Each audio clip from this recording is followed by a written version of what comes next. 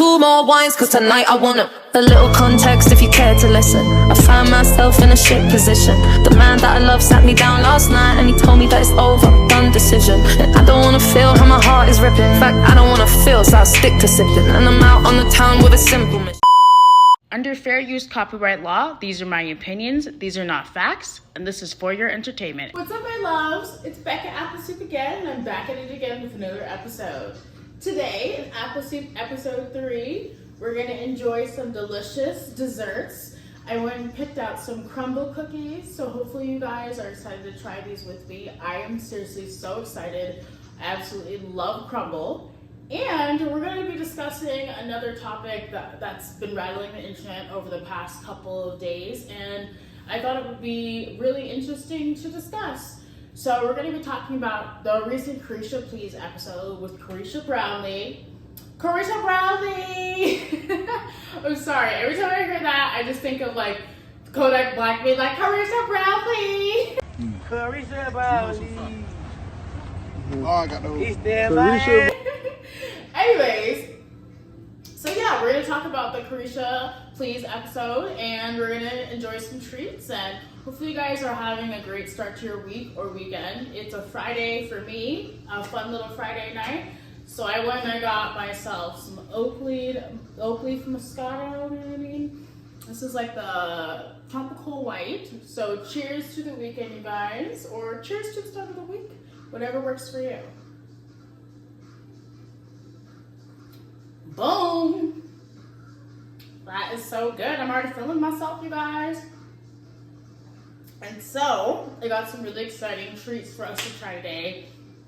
I got the crumble cookie cake. It is a blackberry lemon cake.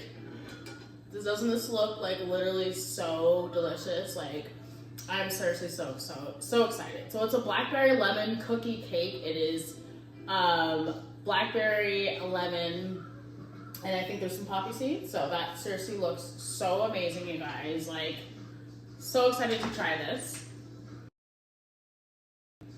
And I went and I stopped.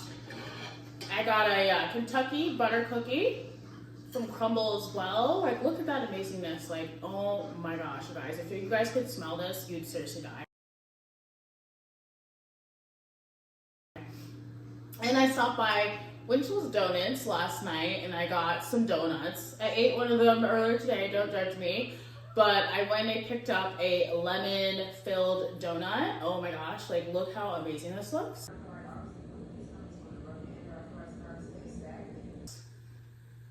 That looks so delicious. So I'm seriously so excited to try this.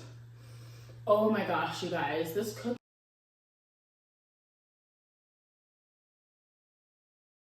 smells amazing. So let's get started. I think first thing I want to try is I've really been looking forward to trying this cake / cookie. So let's try this. Let's see. All right, I guess we'll just pick it up and just take a bite.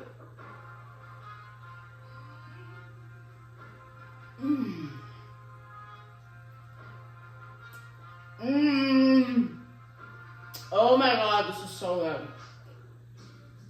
Oh my gosh, if you guys love lemon and blackberry and fruit flavors, this is like the cake is so moist, and then like you can taste the lemon coming through, you taste the hints of blackberry. This is amazing. Crumble cookie, I love you. Oh my god. Okay, seriously, so good. Anyways.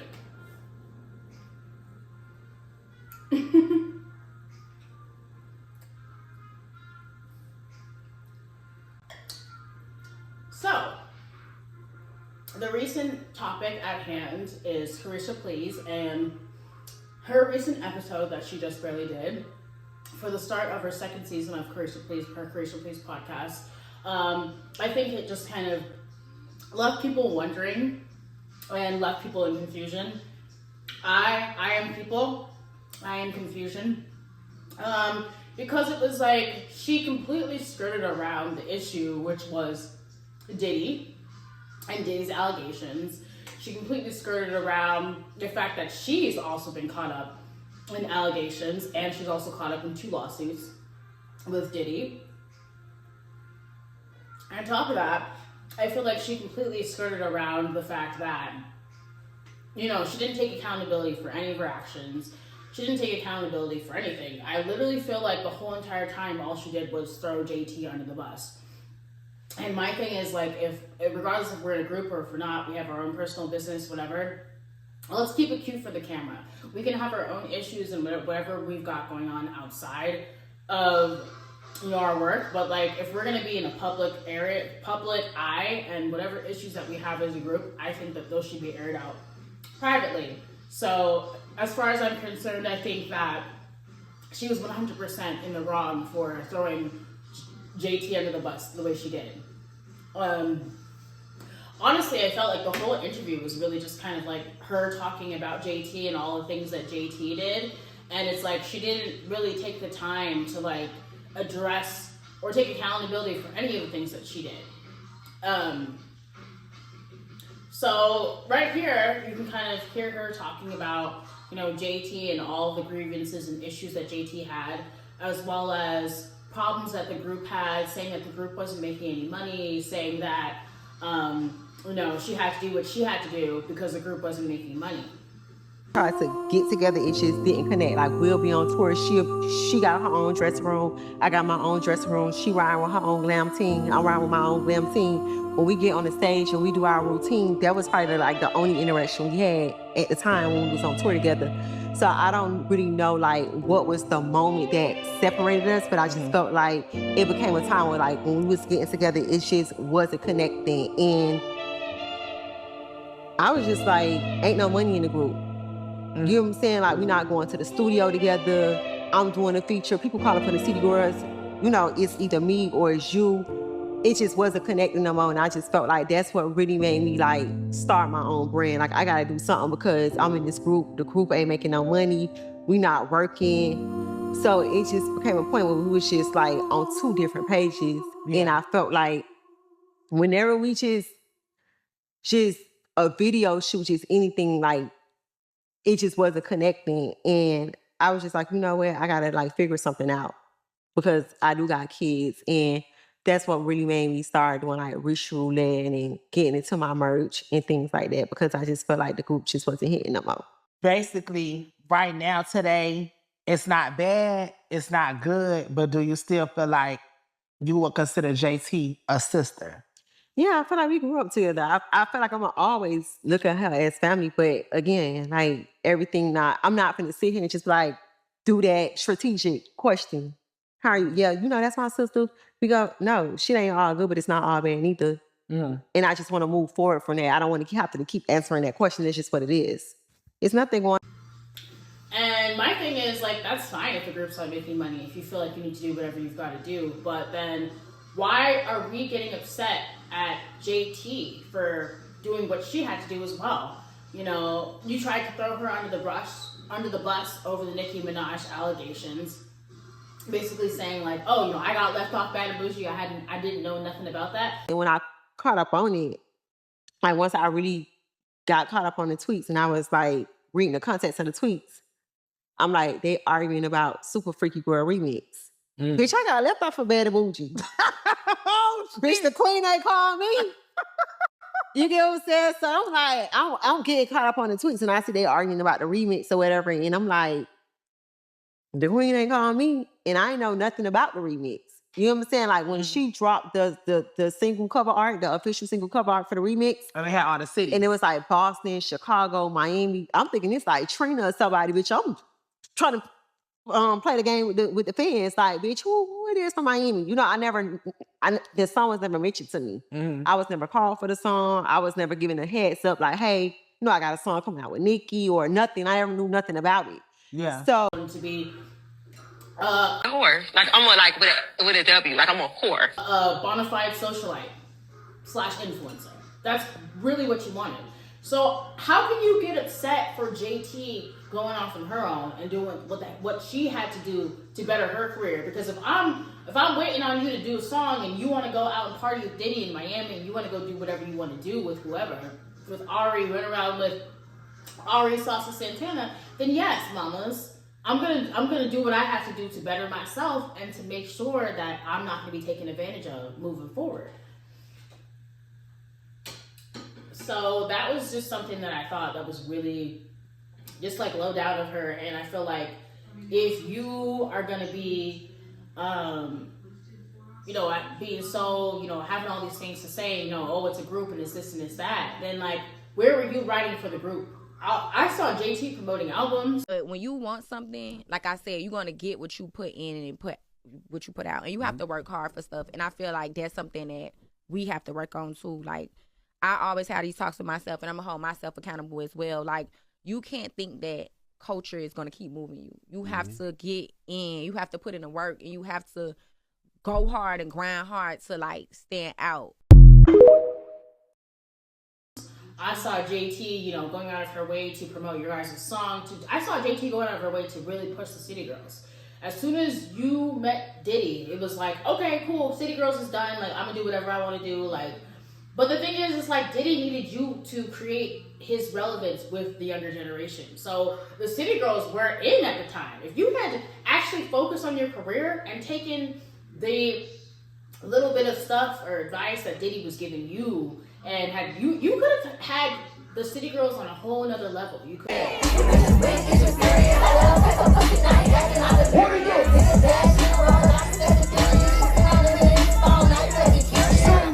still had, the socialite. You could have had, the fame or whatever it was that you wanted. But you also could have had your career and a lucrative career to fall back on. Instead, what did you do? You decided to basically say, F the City Girls, F JT, I got Diddy, he's my come up, and anybody else that, had anything negative to say, you called all of us. That relationship with Diddy has come a very long way because Young Miami has shown up to the Met Gala hand in hand with Mr. Love himself. They were both draped in black. She had some feathers and pearls completely on theme with the Karl Lagerfeld line of beauty tribute, but it's giving my man, my man, my man. I'm not mad at it. 7. Broke and said that we were all hating and jealous. So when she's over here crying and saying that no one came to my aid, no one called me, no one reached out to me. The people that I thought that would be in my corner, or that are like, when I was going through the shit, nobody called me. Nobody called me to see how I was doing. Like, people was really like, you thought. No one checked on me to make sure I was okay. My thing is, how can you expect us to reach out to you and make sure you're okay? Like, every time we would try to tell you about the situation, every time we would try to talk to you about Diddy as a whole, you would literally call us broke, say that we were jealous, and say that we just wanted your life. So I ain't never make a hit in my life. Y'all don't like none of my songs. Y'all don't like none of my songs. Let me not. I'm not. God, please. I told myself, this is why I don't get on live. This is why, just because y'all are so corny. Y'all jokes corny. Y'all corny. Broke as miserable as don't got nothing going on but to troll. It's corny. Corn on the cob. Like, the shit is lame. Lame as corny as tyrant old. And it's not a key. Just be trying to be a key and not even a key. It's, yeah, y'all broke. Broke. B-R-O-K-E. Broke as all is always in my business, worrying about what the fuck I got going on, ho.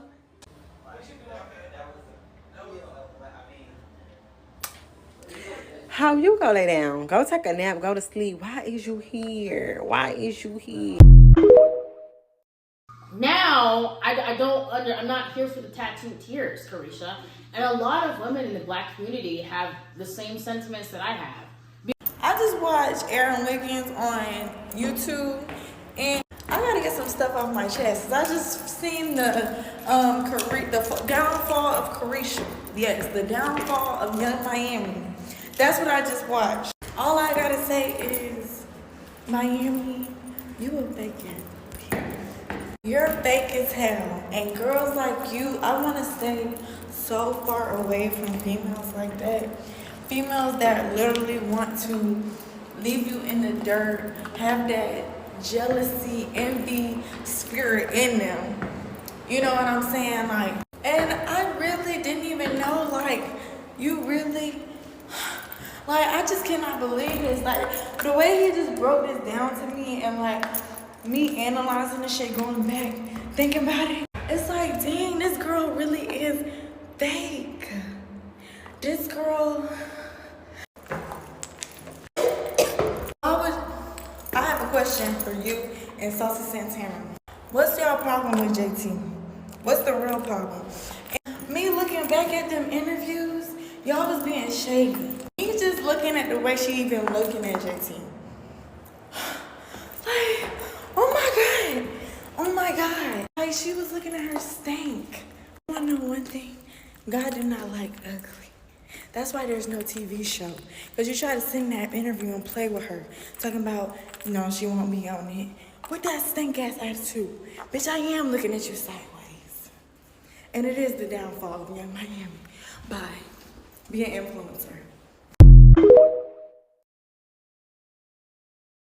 But I felt Caresha when she said she lost her personality, especially dealing with social media and the comments and everybody's like views on, you know, how you talk or how you share yourself or share your life on these social platforms. It is hard. And honestly, social media is not like how it used to be. I mean, in 2015, 2014, 2016, you like cancel culture wasn't even a thing. You know what I'm saying? Even with me, like, I ain't even that high of a caliber as like Caresha, but sometimes I filter what I say on here because I don't want to get canceled or I don't want it to catch up to me, like, you know, when I'm older or whatever the case may be. But it's sad because, you know, they say like free of speech in America, and on these social media platforms you get to express yourself and stuff like that. But is it really like that for real? Because we get judged for anything we say, no matter if it's offensive or not. But honestly, Santana had a point. Caresha wouldn't be Caresha without her personality. Caresha Maxine is exactly why a lot of the girls could never, ever, bitch, make me jealous with the type of lifestyles they live, because I am very aware of the type of men they're dealing with in order to live these lifestyles. You know this. It's never the boss chicks. It's never the Jada Waitas flaunting their lifestyle in a way that makes women feel bad about themselves. It's always the girls who are out here doing the most despicable shit in order to get these lifestyles, who feel some type of superiority. And it's like when you call these women out, now you're hating. Like the 18-year-old who was dating Boston Richie. And it's like, money is not everything. I cannot hate on you for doing some shit I would never do. I cannot hate on you for messing with a man I would never mess with in order to get those things. Like, I really hope this is waking the girls up to the fact that, baby, money and aesthetics are not everything. A lot of y'all will ruin your lives, your reputations, in order to tote around a certain brand name. That's crazy to me. Like, that's crazy to me. Like, baby, I'm so happy JT got away from her when she did, because it's a lot of ego with that lady. And it's like, ego be the death of y'all, for real. And it's like, me being the, you know, nice, fair person I am, I want to feel bad for her. But after people start digging up her old tweets, it's like, girl, you're an eater. If I wanted you on your knees, Diddy would have had what? And then y'all be having the nerve to say female rap unity and female. There's nothing unity about female rap. It's not. It's very male centered. It is. All y'all talk about is dating, drug dealers, scammers. Like, why ain't y'all telling the girls to start a business, become a YouTuber, content creator economy? All y'all talk about is pain. And then have the nerve to like be bragging about the most dangerous men. Yeah, that's another thing I don't like about these women, is like, y'all tell half truths, y'all glamorize bullshit. Like, okay, talk about the time, yeah, you got the purse, you was, you know, track queen, you was riding the passenger seat. But what about the time you almost got pulled over and lost your life? I know you hoes ain't never been to jail. I know y'all not really about that life for real. Because if you was, you would not be glamorizing it. It's not fun going to jail. It's not fun almost losing your life behind a man. Like, girl, all my Gen Z girls, follow me. Follow me, I got y'all. Because I'm gonna tell you the whole truth. Okay? Like, Caresha Maxine is crazy. Especially when you had a whole career in front of you. In front of you. That's what be blowing me about these girls too. Because a lot of these girls be successful. Hey y'all. All right, so I want to speak on the Caresha Please interview that she did, right? Caresha is a friend that I would never want to have, all right, because she throws the rock and hides her hand, most definitely. She used JT as a scapegoat, right? It seemed like she had a lot of smoke for JT, but barely any for Diddy. Now, I knew she wasn't going to get on there and bash Diddy, you know what I'm saying, because he did a lot for her, and I understand that. But what about JT? What about your sister? What about the person that is the whole reason that you're successful in the first place? Because who idea was it to start a rap group to begin with? You were never a rapper. It was JT's ideal. This was always JT's dream. JT has always been the better rapper in the group. JT has always made the songs. All right? JT, even when shit was rocky and we all suspected, that the group was falling apart, JT still was screaming City Girls. While you was laying up with Diddy, you pretty much abandoned the girl. You pretty much abandoned the group. The only time you showed up, unless you had to, unless it was time to get a check for a show, you know what I'm saying? Because they still did shows, but your energy wasn't really that. You was over that. You said it. You don't gotta rap, right? You was getting that bag. You was getting that check from Diddy, and you was not worrying about being a city girl. Okay, you had moved on. You had your podcast, your board games, your merch, and all that going on. That's all you cared about. And you even went as far as encouraging JT to do her own thing. But JT wanted, this was her dream. She couldn't let her dream die. So what y'all expect her to do? So when she actually does what y'all told her to do, which was to go do her own thing, you get mad that she went to go do her own thing because she ain't let her dream die? Every feature JT did, it was labeled as City Girls. When you did your features, it was Caresha or Young Miami. It wasn't City Girls. You know what I'm saying? So that's so crazy how you was trying to make it seem like that girl was doing shit behind your back and all that. And if she was, unpopular opinion, but I just finished the Caresha Please episode, and I think she should have had somebody else asking them questions. One, Santana sitting up there like they ain't discussed this when shit was popping off and all the shit was being released. He know all of this stuff. She done told him this. She done told him way more than she even told us on this episode. So having him up there, I feel like he knew what questions to skate around and he knew what questions he could kind of pursue. If they would have had somebody else that wasn't involved in Caresha's situation asking them questions, I feel like we would have got a little bit more information. Because I kind of feel like I just watched the episode for nothing. I thought it was going to be more tea spilled. I ain't gonna lie.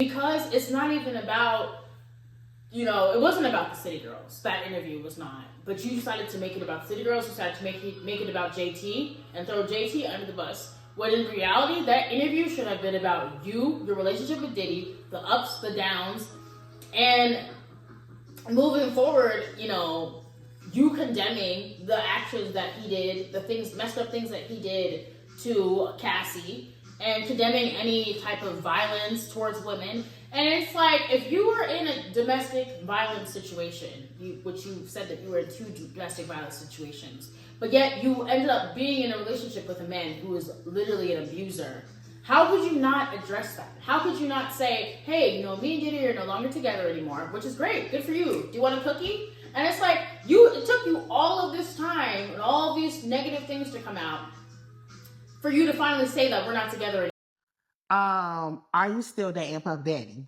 I'm not. I said I was going to tell my truth. I think that it really, really, really hurt me because I just feel like, you know, Puff was a really, really good person to me. I feel like he came and he helped me and, you know, he elevated me and he saw a lot of things in me. And I feel like that's like one of his specialties. Like, he know how to like find people and, you know, identify their talent. And he was able to see more than music in me.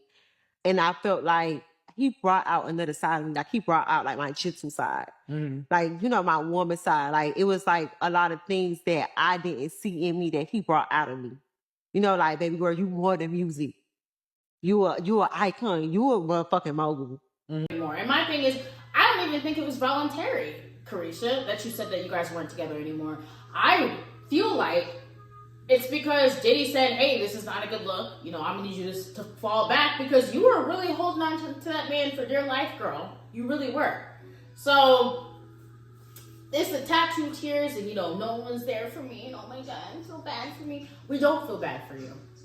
This is an ego death for you. This is a real, really, really important lesson about life. And it's unfortunate that this had to play out and now it's become a detriment to your career and to your relationship with JT. But there is so many more. Was doing like people was really like, you thought. Yeah.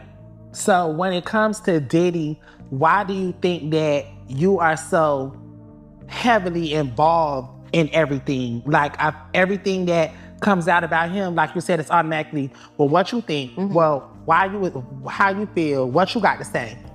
Because people feel like I was Diddy's biggest cheerleader and I made him my brand. And I feel like Diddy was on brand for me. I got with Diddy environment to my life. I had him at the office. Warning signs. There were so many times that people tried to like let you know, like, this is not it. This is not an ideal situation. This man is 100% gonna play with you. You kept calling us broke and saying that, you know, we need to mind our own business. So as far as I'm concerned, I'm gonna mind my middle class business because ain't nobody broke. But you were the one talking about how the city girl. Young Miami is apparently strapped for cash after her show got axed thanks to Diddy's drama. Seems like Diddy's been in hot water lately, and now Miami's into the mess. Rumor has it she's lost everything. I'm talking her Caresha Please brand, her podcast, even that reality TV gig she was trying to make happen. And you know what's worse? Being linked with Diddy has trashed her reputation. Poor Miami's taking it hard, reportedly having major meltdowns over the embarrassment. She's just not coping with the fallout. So what exactly is going on? Diddy's still getting a ton of backlash behind closed doors. He's been told to step down from Revolt. Brands have ditched him. He's been snubbed from the Grammys, and most folks in the industry want nothing to do with him anymore. It's just too risky. So, he's taken a hit to his pride, his rep, and of course his wallet. But here's the kicker. Miami, his side piece, is also taking a major financial hit. She's caught up in this messy scandal too. Fans are dragging her, saying she not only willingly got involved in Diddy's antics, but also helped him allegedly pressure other women into them. For starters, y'all remember the freaky cards that Young Miami made? Well, word on the street is that Diddy was involved in the making of those cards. In fact, one fan commented on this saying, they said Diddy made them freaky Caresha Please cards LMFAO. Meanwhile, fans have also connected Young Miami's freaky statements and actions to Cassie's lawsuit. You see, Cassie went into detail about how Diddy used to exploit her to other men, including male escorts that he forced her to hire. She claimed that he forced her to have encounters with male escorts while he watched and got off on it. She also claimed that he would force her to pour baby oil all over her body and paint her nails white because he loved how it contrasted against the skin of the black male escorts. It's got people speculating, especially since Miami always seems to have white nails whenever she's with Diddy. It's like a red flag. Anyone rocking white nails around Diddy is automatically under suspicion. Then there's this interesting line from her song called Survive, where she raps, "White toe stepper, Cartier buffs bees want smoke while I'm on the jet with Puff Young B from Miami, gotta end trying to cuff." Plus, Diddy has been reported to pay Miami $500,000 a month for being his side piece. And we always thought that this was an insane amount of money to pay a side piece, especially since he never really claimed her as his own. So why would he shell out all that cash when he wouldn't even claim her? It didn't add up back then. But now, the word on the street is that the $500,000 a month was hush money for these encounters, and suddenly it clicks. I mean, from what Cassie described, they were brutal. She needed IV nutrition afterward. It had to be pretty intense. So a $500,000 payout starts to make sense. But hold on, I'm not saying Miami was wrong for getting involved, because what goes on in her bedroom with Diddy is her business, as long as it was consensual and no one underage was involved. Miami's known for being adventurous, so if she wanted to do this stuff, it shouldn't be a big deal, as long as everyone's on board. But that's not really what got her in hot water. The real problem was fans thinking she might have pressured other women into it, based on some stuff she said online. Remember that messy social media fight she had last year with Gina? That's what really got people talking. For context, in 2022, after Diddy hosted the Billboard Awards, Hun claimed her and Diddy were rekindling their love, posting a picture of him kissing her cheek, to which Miami shut down instantly on Twitter. Miami reacted to the picture, tweeting, "Somebody please give this girl some attention." She then followed it up by saying, "Notice me, please go sit down. We see you, relax, it's okay. You've been around, just around, for years. You've been waiting on this moment. If he can't make you famous, I ain't." After the online outburst, young Miami took to Complex, where she addressed the beef between the two, clapping back at Gina saying, "Because B's want attention. You know how a person just keeps poking you, so it was like, 'What's up, B? I see you, relax.'" In a separate tweet, Miami continued the beef saying, "If I wanted you to eat my pee, Diddy would have had you on your knees. You at warning signs. There were so many times that people tried to like let you know, like, this is not it. This is not an ideal situation. This man is 100% gonna play with you. You kept calling us broke and saying that, you know, we need to mind our own business. So as far as I'm concerned, Yeah, y'all broke. BROKE. Broke is. I'm gonna mind my middle class business because ain't nobody broke. But you were the one talking about how the city girls is broke. So I'm gonna need you to mind your broke business, because now that you don't have Diddy and you no longer have the city girls, you have nothing. You have nothing to fall back on. Your label is shelving you because they don't like your music or saying the music is trash. Now all of a sudden you're gonna, you know, we've been seeing you running around with your baby daddy Southside because that's, you know, it's giving me, you know, I'm your baby mama, give me some free beats type shit. So I guess the reality of the situation is, Caresha, like, get it together, take accountability for your actions, get a life, and I think moving forward, take this as a real life lesson. Do not shit on the people. Don't bite the hand that feeds you. Yes, you did hold down the city girls for a good couple years while JT was in jail, and I don't think people really give Caresha credit for that. So I'm right here willing to give you credit for that. But as far as everything else is concerned, I just feel like you did not care. You did not care about the city girls. You did not care about JT. You did not care about anything that y'all had built before Diddy came along. And it was like, as soon as Diddy came along in your space, it was like, fuck everything else.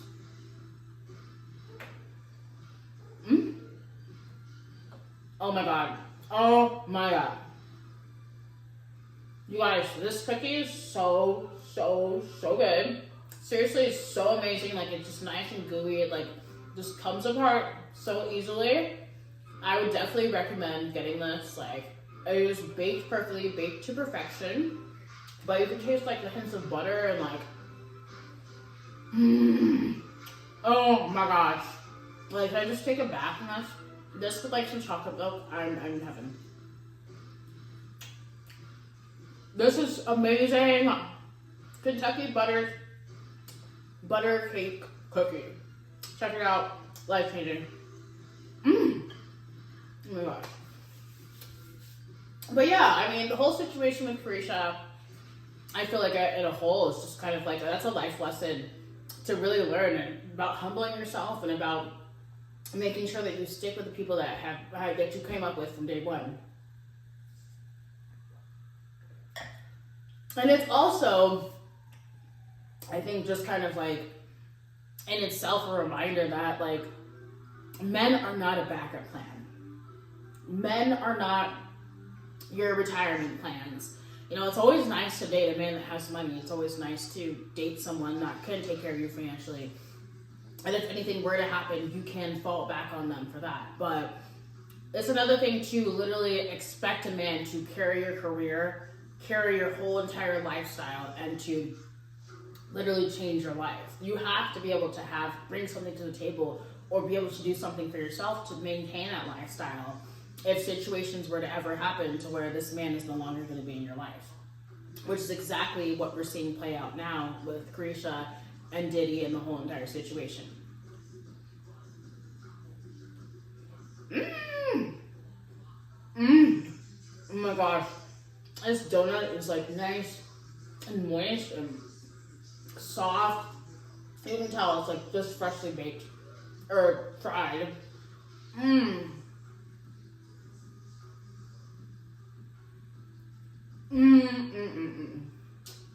That is so good, you guys. Oh my god. I'm literally about to be in like sugar coma right now. So good. Oh, you guys can see that lemon coming out. Seriously, so delicious. Winchell's Donuts from Las Vegas. A must try. So,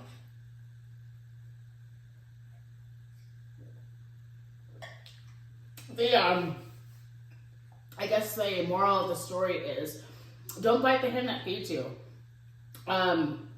Yes, Caresha did hold JT down while JT was in jail. We'll give her credit for that. But after the fact, I feel like JT has done so much to try to make up for the guilt of Caresha holding her down while she was in jail. I feel like, you know, JT has made up for it time and time again. And if I'm in a group with someone and someone's not coming to my aid, if I'm getting into it with people on Twitter, TikTok, Instagram, Facebook, it doesn't matter. That to me right there is a huge red flag, and it's just a huge indicator that you really don't fuck with me the way that you're saying that you do. So I think moving forward, I definitely support JT. I support everything she's got going on. Make sure you guys stream City Cinderella. It was a really good body of work. See, this is how you pop out as a solo artist. This is how you establish your own brand. City Cinderella, let's talk about it. But if you're new here, I'm Sage. I love all things pop culture, so be sure to follow. I wanted to give City Cinderella a couple of listens before I gave my opinion. And this is the best female rap album to come out since Pink Friday 2. The best one. JT ate that. She ate that. And I'm just so proud of her because JT has been through a lot, and I've been seeing a lot of discourse when it comes to her album, her rollout, and just her as an artist. And we're going to talk about that shit, and we're going to talk about some of my favorite tracks on the album. The way the album even starts, this song, Young, Black, and Lost But Never Lost Hope, I feel it. I feel it. I love when the rap girlies get sentimental, get personal on the tracks, because I think a lot of us talk about how with female rap, it seems like the girls, especially these new girls, are talking about the same thing. JT got vulnerable on this song, and I loved every second of it. I think this song isn't getting talked about enough. This is how you use a sample. Because one thing that I'm noticing with the new rap girlies is that they love using a sample, and there is nothing wrong with a good sample. But the sample shouldn't outshine you. You use the sample to your advantage. Like, everybody shouldn't be talking about just the sample. They should be talking about your spin on the sample. When I listened to this song, my first listen in the gym, my mouth dropped. It was the same reaction that I had when I listened to Yaya and the Good Vibrations. And I'm really proud of her. And I think just as, like, dark-skinned women, we already have to put up with so many things, so many, you know, just, like, things that are working against us in life. And it's like to have your own group member to be also trying to put you down and maybe make you thinking that you're less than. That's a whole nother situation. It's like you're already dealing with it from the world, but to have to deal with it from someone that I thought was my friend is really, really a slap in the face. So moving forward, Caresha, I'm gonna need you to please stop think about your actions, take accountability for your actions, and moving forward, hopefully you can be a bona fide socialite or get you some Fashion Nova deals, girl, cover girl. I'm sure you're gonna figure